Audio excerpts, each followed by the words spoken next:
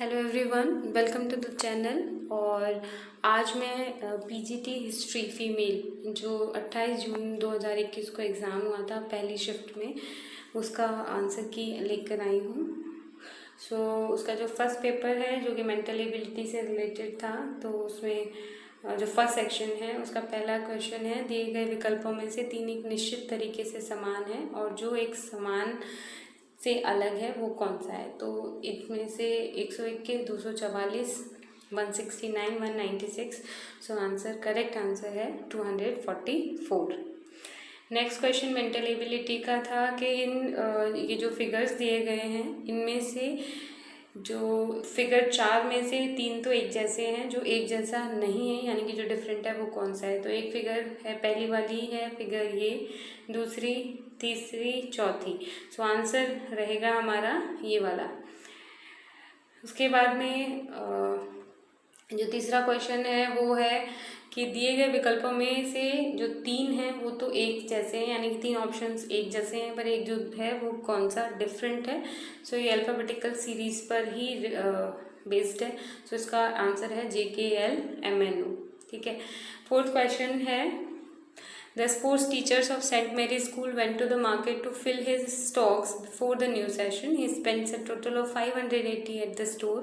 If the cost of a cricket ball is 12, whereas the cost of a tennis ball is 20, how many cricket ball did he purchase? So इसका answer correct है 10। Fifth है जिसमें पूछा गया है कि दी गई जो उत्तर आकृतियां हैं उस आकृति का चयन करें जिसमें प्रश्न की आकृति जो है वो हमें देखने को मिलती है।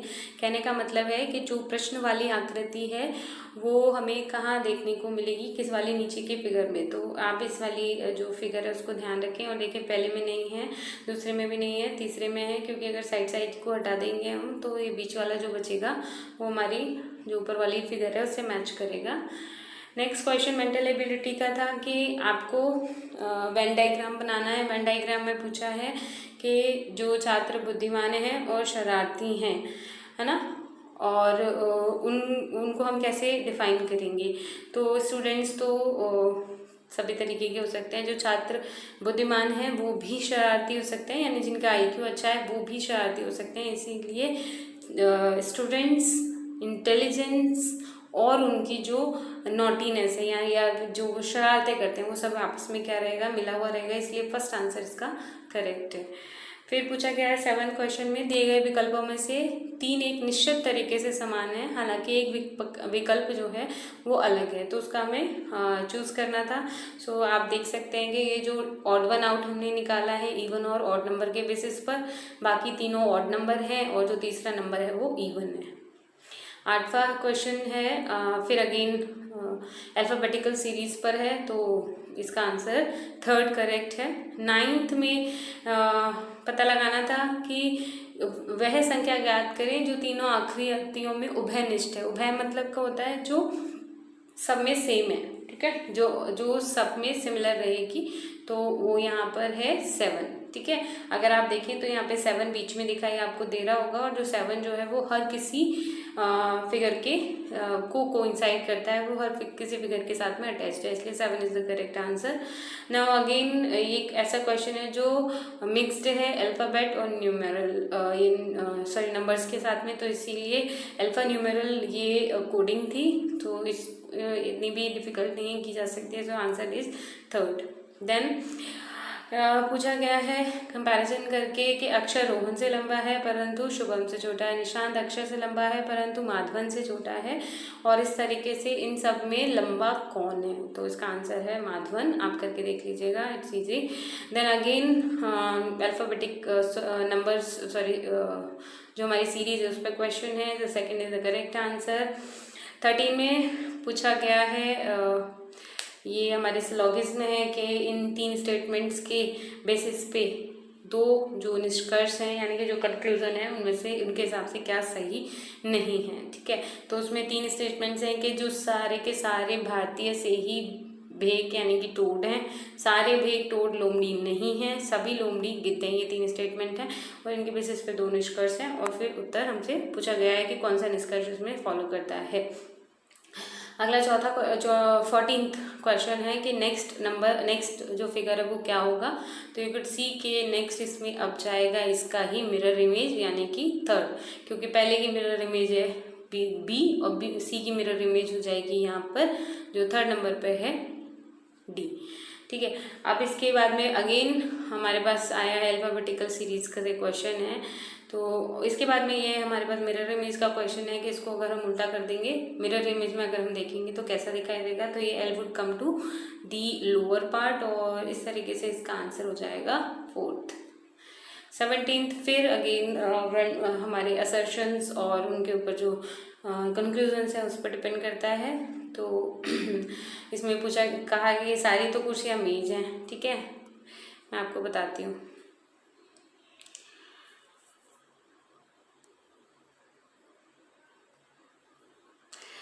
उसमें बोला है कि सारी जो कुर्सियां हैं वो क्या है, मेज है। यानी कुर्सियों को अगर हम चेयर कहें तो सारी जो चेयर है वो क्या है, टेबल्स हैं।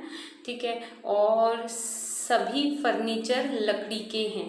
ठीक है, और जो सभी फर्नीचर है यानी कि सभी कुर्सियां तो क्या हो गई हैं, टेबल। सभी टेबल क्या हैं, फर्नीचर हैं। ठीक है, और सभी फर्नीचर कैसे हैं, सभी फर्नीचर लकड़ी के हैं यानी कि वुड के हैं। क्या कहते हैं ये, सभी कुर्सियां लकड़ी की हैं। क्या सभी कुर्सियां लकड़ी की हैं, बिल्कुल ट्रू है, बिकॉज ये चेयर तो सबसे अंदर है, इसका मतलब वो सबको कवर कर रही है। ठीक है, कुछ फर्नीचर कुर्सियां हैं। ठीक है, तो यहाँ पे हमने देखा था कि कुछ फर्नीचर बिल्कुल कुर्सियाँ होंगे, क्योंकि जो कुछ पार्ट कुर्सियों का क्या है, टेबल है। कुछ टेबल का पूरा पार्ट क्या है, फर्नीचर है। तो इस तरीके से यहाँ पर क्या हो गया कि ये दोनों ही को क्या करते हैं, फॉलो करते हैं। ठीक है, फिर इसमें इन्होंने पूछा है कि हमें इन जो शब्द दिए हैं उनको सार्थक क्रम में व्यवस्थित करना है। जैसे विक्टोरिया मेमोरियल है, एशिया है, कोलकाता है, भारत है, पश्चिम बंगाल है। ठीक है, हम जानते हैं कि सबसे पहले तो क्या आ जाएगा, हमारा एशिया आ जाएगा, उसके बाद आ जाएगा भारत, भारत में है पश्चिम बंगाल, पश्चिम बंगाल में है कोलकाता और कोलकाता में है विक्टोरिया मेमोरियल। इसलिए 13542 is the correct answer. Then again alphabetic series पर है क्वेश्चन। फिर इसमें कोडिंग पर है कि ऐसे एक निश्चित कोड में लिप डिस रफ का जो अर्थ है वो ये होता है, फिर उसका अर्थ ये होता है। तो इसमें टेस्टी का क्रिया कोड कौन सा है, तो क्वाइट ईजी है ये। ठीक है, ये हो गया यहाँ पे फिनिश मेंटल एबिलिटी का। Then general awareness. सो जो जनरल अवेयरनेस है उसमें पहला क्वेश्चन हिस्ट्री से है कि युवा बंगाल आंदोलन की स्थापना कलकत्ता में किसके द्वारा की गई थी, हेनरी विवियन डेरोजियो। दूसरा, कील नहर बाल्टिक सागर और उत्तरी सागर बंदरगाहों के बीच में स्थित है, कहाँ पर, जर्मनी में। 21 अप्रैल 2021 को WEF द्वारा जारी की गई रिपोर्ट में ऊर्जा संक्रमण सूचकांक यानी कि जो हमारा ऊर्जा संक्रमण सूचकांक है उसमें हमारा कौन सा स्थान है, तो 87 है। फिर बजट में हम पूछा गया है कि किसको सबसे ज़्यादा धनराशि जो है आवंटित की गई थी, यानी सबसे ज़्यादा कोटा किसको मिला था, वो था रक्षा मंत्रालय। इनमें से पूछा गया है किसने पुर्तगाली ग्रैंड प्रिक्स 2021 को जीता है, वो है लुइस हैमिल्टन। भारतीय संविधान में राष्ट्रपति महाभियोग की जो विशेषता है उसको हमने कहाँ से लिया है, तो वो हमने लिया है USA से। फिर है 1919 के भारतीय राष्ट्रीय कांग्रेस के अमृतसर अधिवेशन की अध्यक्षता किसने की थी, मोतीलाल नेहरू ने की थी। उसके बाद में 11वें दादा साहब फाल्के अवार्ड में 2021 में सर्वश्रेष्ठ फिल्म जूरी किसको दिया गया था, जो उसका अवार्ड था वो था जंगल खड़ाई को। नो स्पिन माई ऑटोबायोग्राफी ये किसने लिखी है, ये लिखी है हमारे ऑस्ट्रेलियन क्रिकेटर शेन वॉर्न ने। 1980 में कितनी बैंकों को राष्ट्रीयकृत कर दिया गया था, 6 बैंकों को किया गया था। 11वां है इनमें से कौन सा गलत है, तो सरसों खरीफ की फसल नहीं है, वो रबी की फसल है। फिर है 12वां निम्नलिखित में से कौन सा जीवाणु रोग का उदाहरण है, तो आर्द्र ज्वर इसका करेक्ट उत्तर है। फिर है 15 अप्रैल 2021 को पर्यटन मंत्रालय ने ऑनलाइन ट्रैवल एजेंटों के साथ समझौता ज्ञापन पर हस्ताक्षर किए थे ताकि कोरोना महामारी के बीच में आतिथ्य और पर्यटन यानी कि जो हमारा टूरिज्म है उसको मजबूत किया जा सके। तो इसमें किया है क्लियर ट्रिप और इज़ माई ट्रिप के साथ में। फिर हमसे पूछा गया है कि किस राज्य में हजारीबाग राष्ट्रीय उद्यान स्थित है, तो वो झारखंड में है। अनुच्छेद 371B में से किस राज्य के लिए विशेष प्रावधानों का संबंध बताया गया है, वो है असम। इस मंत्रालय में हाल में ही दीनदयाल अंत्योदय योजना, राष्ट्रीय ग्रामीण आजीविका मिशन और initiative for what's works to advance women and girls in the economy के बीच संयुक्त पहल जेंडर संवाद इवेंट की शुरुआत की है, वो है ग्रामीण विकास। मुंबई और ठाणे के बीच चलने वाली भारत की जो सबसे पहली रेलवे लाइन थी वो सन 1853 में खोली गई थी। ताजमहल में प्रयुक्त पारभासी सफ़ेद संगमरमर किस राज्य से लाया गया था? राजस्थान, क्योंकि हमें पता है राजस्थान सबसे बड़ा प्रोडक्शन हाउस है संगमरमर के लिए। तो अभी भी सारे जो प्रदेश हैं उस राजस्थान से संगमरमर को एक्सपोर्ट करते हैं। श्रीलंका के पूर्व खिलाड़ी और कोच नवाज जोयसा को हाल ही में कितने वर्षों के लिए क्रिकेट के सभी रूपों से प्रतिबंधित कर दिया गया था? तो 6 वर्षों के लिए उनको प्रतिबंधित किया गया है। इसमें से त्रिपुरा का जो लोक नृत्य है वो बताना था होजगिरी उसका उत्तर है।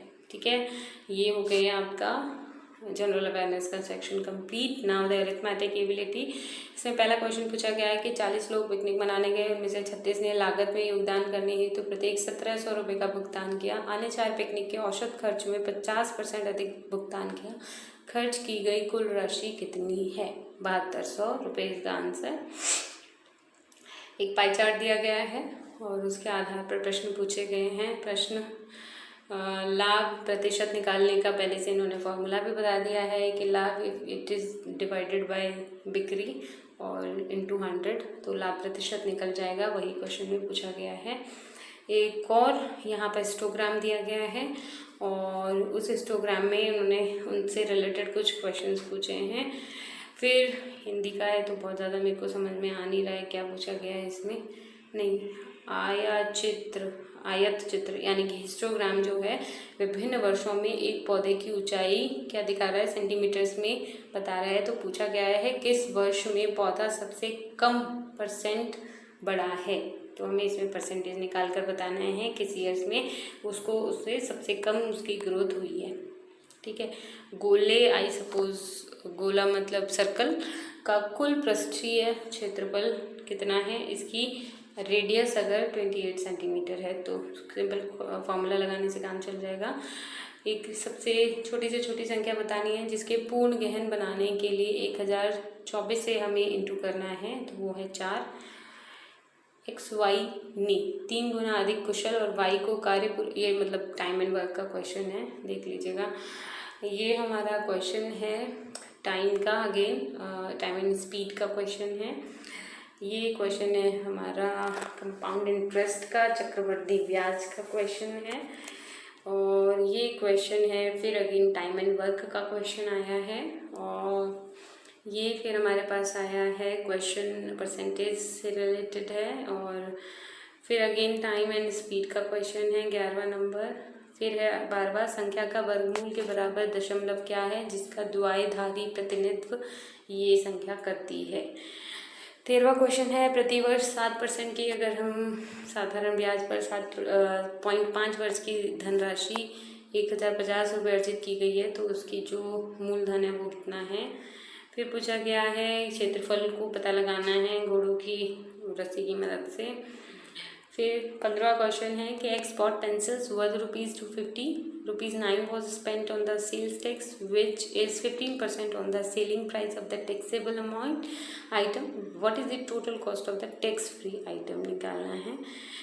WXY J 5, 6, 9, 12 का उनका अनुपात है, किसी लाभ को वो साझा करते हैं। तो अगर उन्होंने X और Y ने इतना ही स्पेंड किया है तो Y और G को कुल मिलाकर कितना मिला है। ठीक है, ये अगेन परसेंटेज के रिलेटेड है, लाभ से लाभ हानि का क्वेश्चन आया है, profit and loss, then again percentage. फिर हम आया है मेंसुरेशन से क्वेश्चन और उसके बाद है हमारे पास में अगेन डेटा इंटरप्रिटेशन से क्वेश्चन है। डेटा इंटरप्रिटेशन से क्वेश्चन के साथ ही ये हो जाता है सेक्शन खत्म।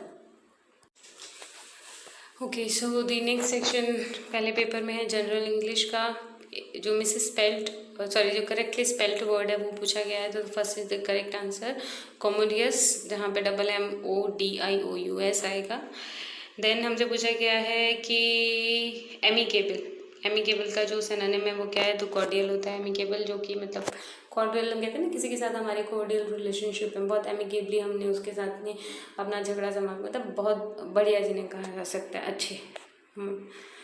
देन हमसे पूछा गया है कि इस इडियम को बताना है क्या एप्रोप्रिएट इसका मीनिंग है, हेल इन दी हैंड बास्केट। इसका मतलब होता है deteriorating and headed for the complete disaster. या तो एक तो पहले ही मतलब हम टोटली डिटेरिएट हो गए हैं, क्षय हो गया है, और हम we are heading towards the complete disaster, यानी कि अब और भी बहुत बड़ी हमारे साथ में हानि होने वाली है, टोटली डिजास्टरस होने वाला है। ठीक है, इसमें हमें बताना है कि इसमें कोई करेक्शन, चार जो दिए गए हैं ऑप्शन, उसमें कुछ करेक्शन हमें चाहिए या नहीं चाहिए सेंटेंस में। सेंटेंस है renowned author and Tony award winner Bob Fosse has credited modern day drama for having a deep impact on his writing style. So यहाँ पर आएगा फॉर की जगह with having had a deep impact on his writing style. उसके बाद में again same ही है, तो यहाँ पर no sooner did I reach the airport than I stumbled upon a bad omen, ये इसके लिए करेक्ट हो जाएगा। इसमें पूछा गया है कि हम इसमें से कौन सा जो है करेक्ट फिलिंग द ब्लैंक है। It was imperative that everyone understood the rule so that this would not happen again. ठीक है, ये बहुत ज़रूरी है, ऐसा होना, ऐसा इसका मीनिंग निकल रहा है। अगेन सेंटेंस में एरर हमको फाइंड आउट करना है। देन इनको हमें लाइन वाइज लगाना है, किस क्रम में इनको अगर हम फिट करेंगे तो एक अच्छा सेंटेंस बन जाएगा। सो द नेक्स्ट क्वेश्चन है, अगेन हमसे करेक्टली स्पेल्ड वर्ड पूछा गया है, तो मर्सिनरी की स्पेलिंग है जो कि सेकंड वाला उत्तर है। देन हमसे पूछा गया है कि इसमें सबसे फिट जो है वर्ड वो कौन सा रहेगा, तो वो इनकोहेरेंट होगा। ठीक है, then select the most appropriate meaning of the given idiom. Great minds think alike, intelligent people think like each other। यानी कि जो great minds कौन होते हैं, intelligent people को हम कहते हैं। great mind think alike में एक जैसा सोचते हैं, तो intelligent people think like each other, वो लोग एक दूसरे के बारे में एक दूसरे के जैसा ही सोचते हैं। ठीक है, हमें एक वन वर्ड देना है, कलेक्टिंग और फॉर्मिंग इनटू अ मास और अ ग्रुप। जब लोग एक ग्रुप में इकट्ठा होना शुरू हो जाते हैं तो उसको कहते हैं agglomerate. Then obviously it had been a long time when she had seen or talked to mister Kate. इसमें हमें बताना है कि इसके सेंटेंस के किस पार्ट में एरर है या नहीं है। सो यहाँ पे एरर है time when she had seen, इसमें एरर है।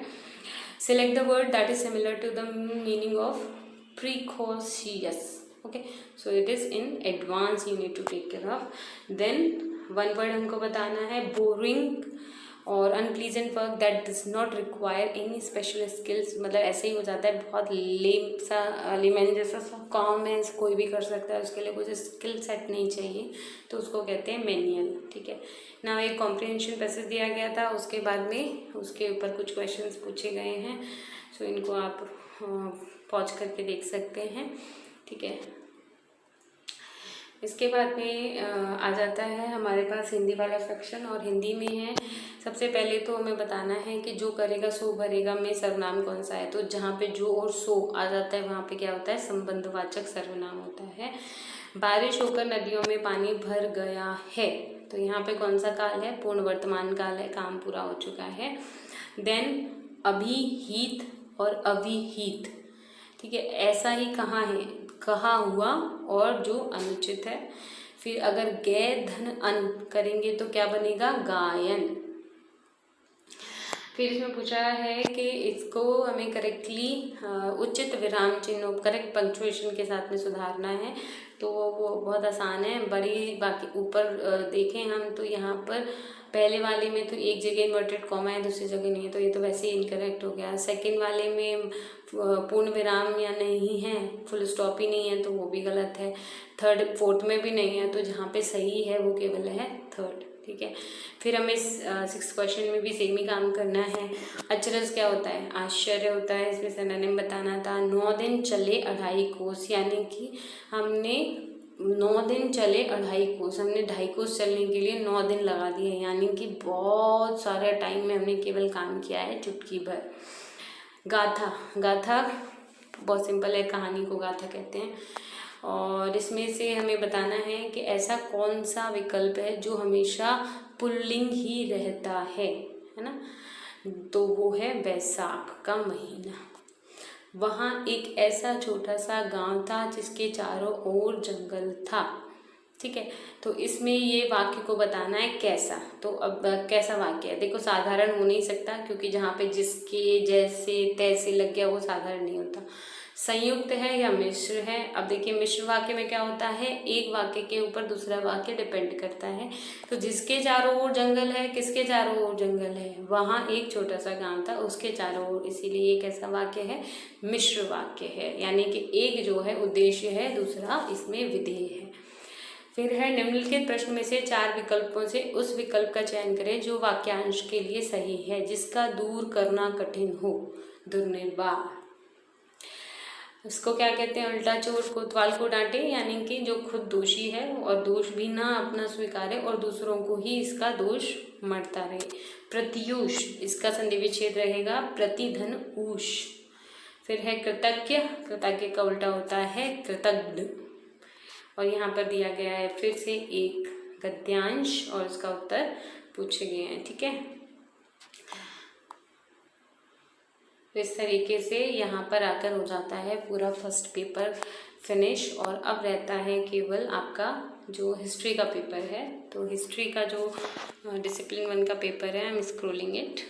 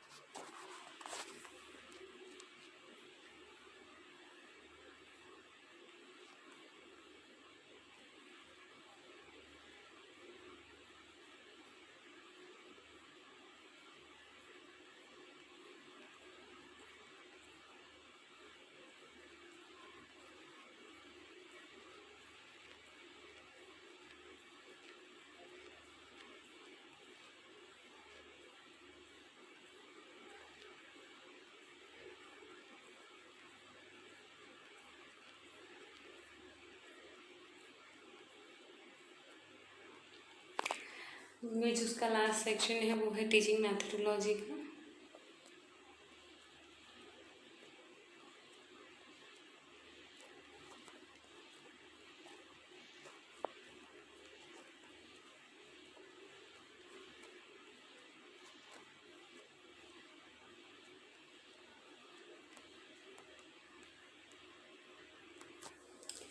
Thank you so much for watching the video. Keep